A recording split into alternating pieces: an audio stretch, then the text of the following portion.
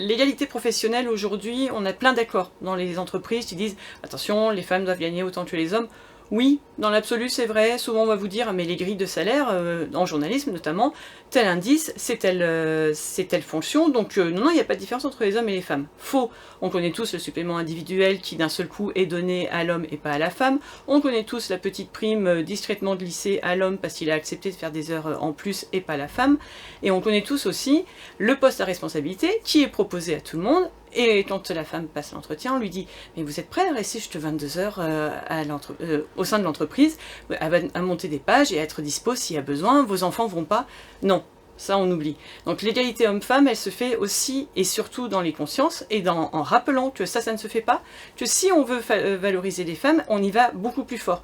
Nous, on préconise notamment des sortes de stages où on pousse les femmes à se rendre compte de leur pouvoir, de leurs compétences, et qu'elles peuvent y aller, et qu'elles n'ont pas peur d'y aller, et qu'elles valent autant que les hommes. Typiquement, dans les accords égalité professionnelle, on va parler du temps partiel en disant sur les demandes de temps partiel, 80% sont des femmes. Elles demandent d'avoir un temps partiel pour avoir le mercredi ou pour terminer plus tôt. Sauf que c'est bien gentil de donner du temps partiel à ces femmes-là. Sauf que derrière, pour ceux qui restent, si le temps partiel n'est pas compensé par un temps plein, ça fait plus de boulot pour les autres. Donc nous, dans les égalités hommes-femmes, on dit bien, si vous faites du temps partiel, mettez des postes en face pour compenser le temps partiel qui n'est pas fait.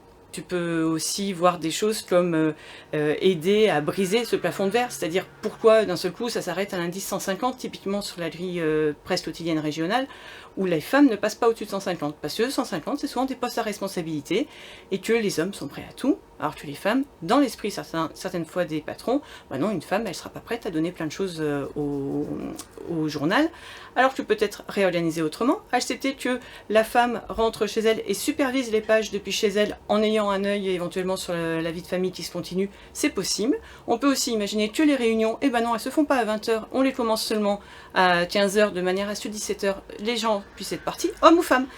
Il y a aussi un moment où il faut regarder ça, c'est que on parle de l'égalité homme-femme, on parle des femmes qui s'occupent des enfants, de plus en plus d'hommes le demandent aussi. La nouvelle génération est très demandeuse d'avoir du temps libre, d'avoir une vraie vie privée, ça faut l'entendre. Donc l'égalité homme-femme, elle passe aussi par là.